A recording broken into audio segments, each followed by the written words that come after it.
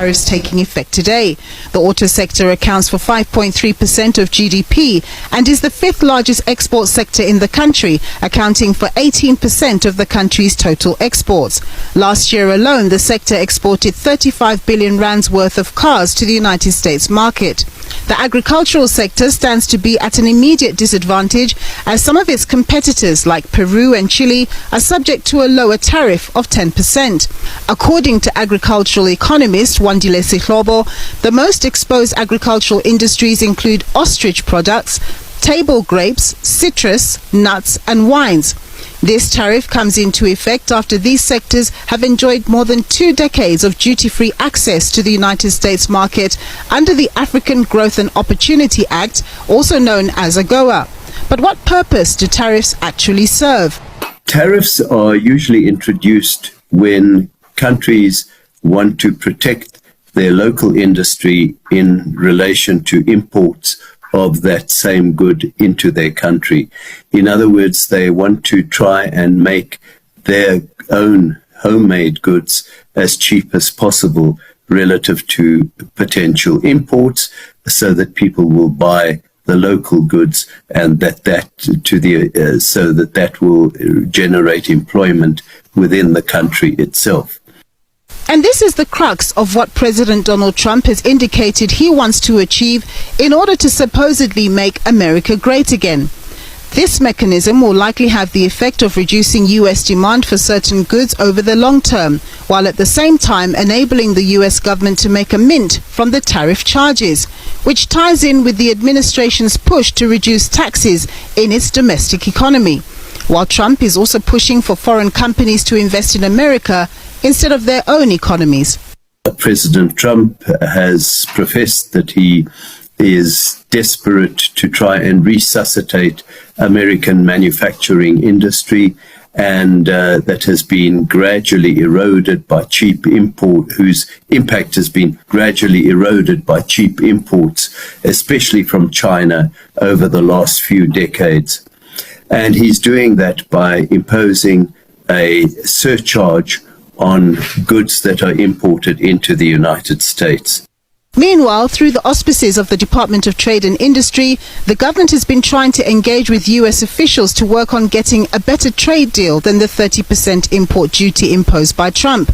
The Minister Parkstow says the U.S. government has not to date given a response to a framework deal proposed by the South African government during President Cyril Ramaphosa's trip to the White House in May. It proposed importing $12 billion worth of liquefied natural gas from the United States over a 10-year period, simplifying access of U.S. poultry into South Africa, which would unlock $91 million in trade, and propose investments of up to $3.3 billion in U.S. industries, including mining and metals recycling, while also suggesting the exemption of reciprocal tariffs on areas like shipbuilding and counter-seasonal agricultural trade to preserve supply chains, among other things. Anticipating the higher tariffs would kick in, the Department of Trade and Industry announced the launch of urgent measures to support exporters impacted by the U.S. tariff hikes.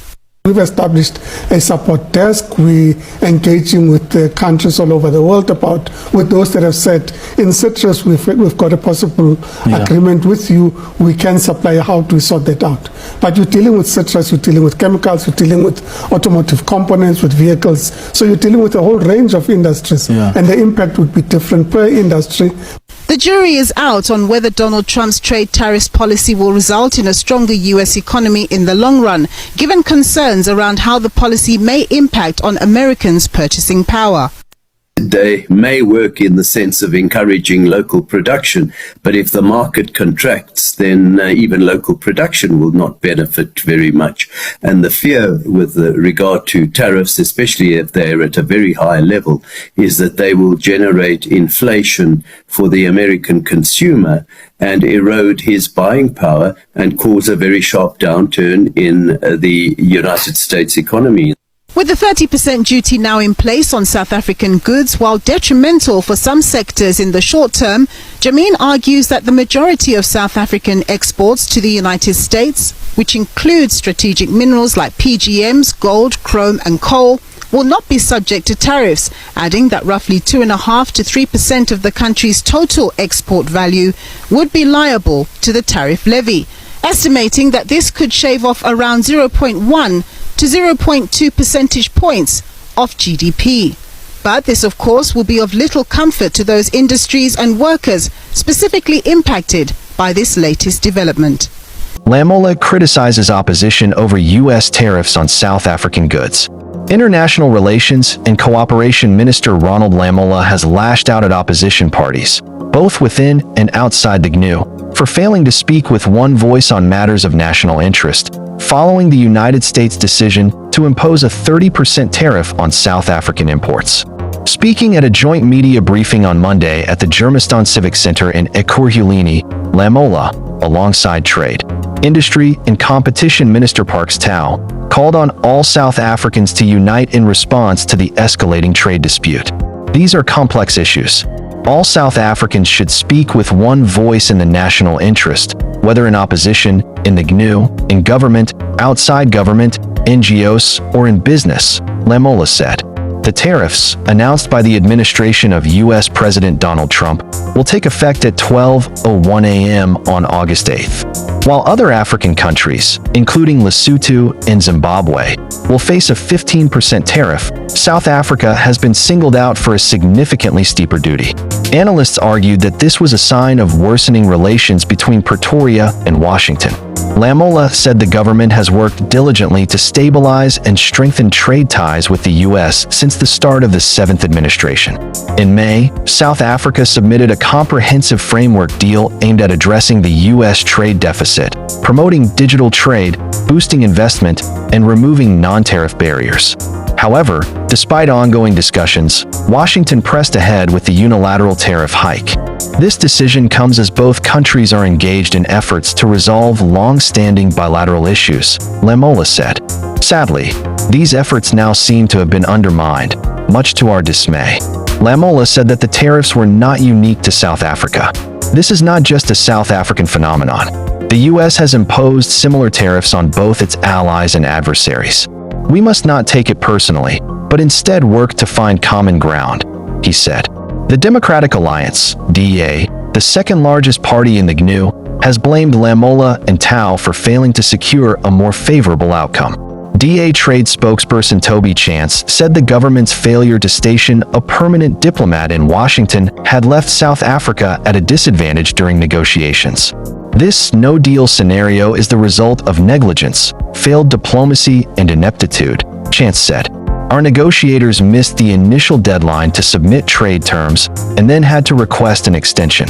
He added that neighboring Botswana had successfully negotiated its tariffs down from 37% to 15% and said South Africa should have achieved similar results.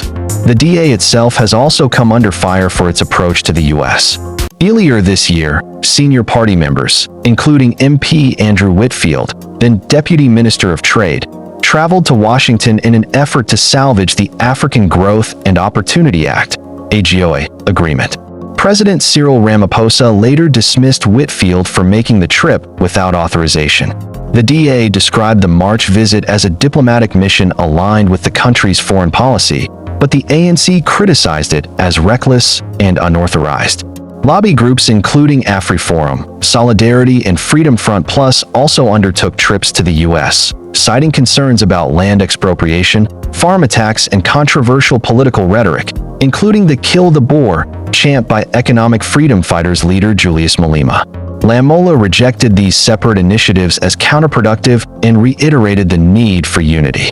We must all speak in one voice to promote South Africa's national interest, because if there are any consequences, they will affect us all, he said. In his weekly letter to the nation, President Cyril Ramaphosa noted that South Africa is grappling with the United States decision. However, he insists the country is not alone in facing mounting global trade challenges.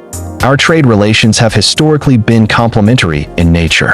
South African exports do not compete with U.S. producers and do not pose a threat to U.S. industry. It remains our aspiration that this should continue. Largely, our exports are inputs into U.S. industries and therefore support the United States industrial base. South Africa is also the biggest investor from the African continent into the U.S., with 22 of our companies investing in a number of sectors including mining, chemicals, pharmaceuticals, and the food chain, he said.